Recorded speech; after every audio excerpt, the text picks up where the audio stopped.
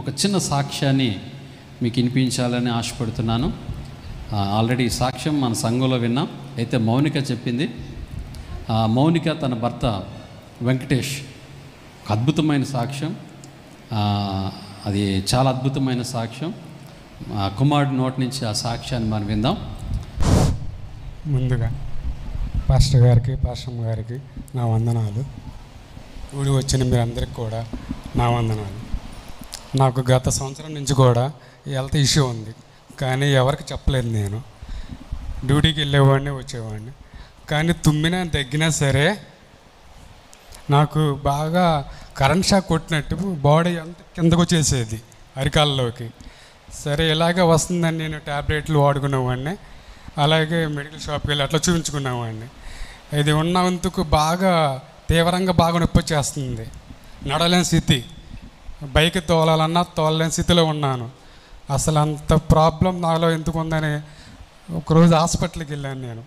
అది లాస్ట్ జనవరిలో వెళ్తే వాళ్ళు ఎంఆర్ఐ స్కాన్ చేయమన్నారు. ఎంఆర్ఐ స్కాన్ చేస్తే వెన్నుపూస లోపల నరం లోపల కణితుందన్నారు. దానికి ఆపరేషన్ చేయాల్సింది అర్జెంటుగా అన్నారు. లేదు ఇంకోసారి ఎందుకు వస్తుందో నొప్పి, ఒక ఇంజక్షన్ చేసి చూద్దామన్నారు. ఇంజక్షన్ చేశారు, అది 10,000 అన్నారు. సరే అని చేయించాం, దానికి పెయిన్ తగ్గలేదు. అట్లాగే 3 ఇంజక్షన్లు చేశారు, అయినా తగ్గలేదు. సరే ఇది ఆ పెయినేనని ఎమర్జెన్సీగా ఆపరేషన్ చేద్దామని చెప్పారు. ఆపరేషన్కి వెంటనే జాయిన్ అవ్వమన్నారు. ఫ్రైడే జాయిన్ అయ్యాము. సండే ఈవినింగ్ 4కి ఆపరేషన్ థియేటర్లోకి తీసుకెళ్ళి 9:30 అట్లా 10 అయింది అనుకుంటా వచ్చేటప్పటికి. ఆపరేషన్ చేశారు. చేసిన తర్వాత సక్సెస్గా వచ్చాము. 90% గ్యారంటీ ఇచ్చారు. ఒక 10% మేము చెప్పలేము. నరాల్లో అది బలహీనత, చేతులు కానీ కాళ్ళు కానీ ఏదో ఒకటి వచ్చి పడవచ్చు అని చెప్పారు. కానీ నేను అట్లాగే ధైర్యంతోనే ముందుకు వెళ్ళాము అందరం కూడా. దేవుడి దయ వల్ల అంత మీ ప్రార్థనల వల్ల మెయిన్ ఉపవాస ప్రేరణలో మీరు అందరూ కూడా వ్యక్తిగతంగా కూడా నా గురించి ప్రార్థన చేసినందుకు కూడా మీ అందరికి కూడా రుణపడి ఉంటాం. మీ కృతజ్ఞతలు చెల్లించు. ఆపరేషన్ అయిపోయిన తర్వాత అది తీసిన కణితిని ఒకసారి బయాప్సీ పంపిద్దాము, మంచిదా చెడ్డదా అని చెప్పారు. సరే అని 1 వీక్ అయింది. 1 వీక్ అయిన తర్వాత రిపోర్ట్ వచ్చింది. ఈవినింగ్ సార్కోమా అని వచ్చింది. అంటే ఇది మరలా రిపీట్ అయ్యేది, మీరు ఎమర్జెన్సీగా మీరు ట్రీట్మెంట్కి వెళ్ళాలి హైదరాబాద్ అని చెప్పారు. నాకు చాలా భయం వేసింది, ఏంటని తెలియదు. అయితే వెళ్ళిన తర్వాత బసవతారక హాస్పిటల్కి వెళ్ళాము. హాస్పిటల్కి వెళ్ళి రిపోర్ట్లు అన్నీ చూపించాము. అయినా సరే వాళ్ళు మళ్ళీ అన్ని టెస్టులు చేశారు.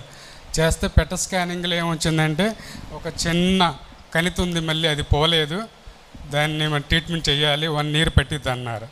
అంటే 44 కీమోలు, ఒక 10 రేడియేషన్ అన్నారు. అయితేనే మేము సరే అన్నాము. ట్రీట్మెంట్ స్టార్ట్ చేశారు. ట్రీట్మెంట్ స్టార్ట్ చేసిన తర్వాత 1 కీమో 2 కీమోలకి బాగానే బాడీ స్పందించింది. ఇంకా 3వ కీమో కాడి నుంచి నేను లేవలేని స్థితిలో ఉన్నా. నన్ను ఇద్దరు పట్టుకుని తీసుకెళ్లే స్థితిలో ఉన్నాను నేను. నాకు చాలా బాధ వేసింది. అసలు నేను ఎందుకున్నాను, బతికున్నానా అని నరకం అనుభవించాను నేను. ఆ దేవుడి కృప వల్ల, మీ అందరి ప్రార్థన వల్ల నేను 7 కీమోలతో బయటపడ్డా. 44 కీమోలు ఎక్కడ, 7 కీమోలతో నేను బయటకు వచ్చి మీ ముందు ఇట్లా సాక్ష్యం చెప్పగలుగుతున్నాను. దేవుడి సాక్ష్యాన్ని దీవించును గాక. ఆమేన్. హల్లెలూయా. వెంకటేనా ఈరోజు ఒక అద్భుతం. వెంకటేష్ ఒక మెరికల్ మన మధ్య, ఒక అద్భుతమైనటువంటి ఒక మెరికల్గా దేవుడు నిలబెట్టుకున్నాడు. ఎన్ని కీమోలు ఇవ్వాలన్నారట డాక్టర్లు? 44 కీమోలు, 1 year, 7 రేడియేషన్స్. కానీ ఆ క్యాన్సర్ అని చెప్పిన డాక్టర్లే ఆ క్యాన్సర్ రిపోర్ట్లని చెప్పేసి క్యాన్సర్ లేదని చెప్పారు. ఆమేన్. హల్లెలూయా. ఒక సుమారు 4-5 కీమోలతోటే క్షేమంగా హైదరాబాద్ నుంచి వచ్చాడు. అయితే హైదరాబాద్ నుంచి గుంటూరు వచ్చారు మళ్ళీ హాస్పిటల్కి వెళ్ళడానికి. ఒక 1 week ఇక్కడ ఉండి ఇక్కడే ట్రీట్మెంట్ తీసుకున్నారు. ఎక్కడ ట్రీట్మెంట్ అంటే మందిరంలో.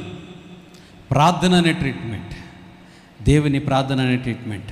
ఈ కుమారుడు కోసం ప్రార్థన చేసేటప్పుడు ఒక మాట అనేవాడు, వెంకటేష్ శరీరంలో ఉన్న ప్రతి వైరస్, డిసీజ్ యేసు నామములు ఎండిపోవును గాక.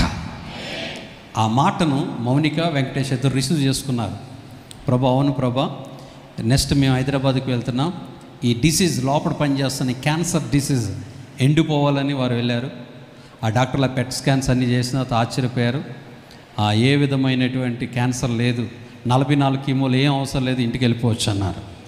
సో కాబట్టి వెంకటేష్ కొరకు మీరు అందరూ ప్రార్థించండి. ఇంకా కొంచెం వీక్నెస్ ఉంది, ఎందుకంటే 7 కీమోలు చేసుకుని ఉన్నాడు కదా, ఆ వీక్నెస్ కొంతకాలం పనిచేస్తుంది. ప్రార్థన చేద్దాం. ప్రభా, వెంకటేష్ కొరకు ప్రత్యేకంగా ప్రార్థిస్తున్నాం. మీరు ఒక అద్భుతమైన రీతిగా మీరు నిలబెట్టుకున్నాం. ఇచ్చిన స్వస్థతను బట్టి నీకు వందనాలు. ఇంకా సంపూర్ణ స్వస్థతను మీరు ఇవ్వండి. ఈ కుమారుడు సాక్ష్యం అనేకులకు మేలుకొలుపుగా, అనేకులకు బలం ఇచ్చే విధంగా ఉండే భాగ్యం దాయిచ్చాడు. వెంకటేష్ ఇంకా మంచి ఆరోగ్యం ఇవ్వమని, ఏ డిసీజ్ కానీ ఏది కూడా తన శరీరంలో పనిచేయకుండా దూరపరచండి. పరిపూర్ణమైన శక్తిని, బలాన్ని ఇవ్వండి.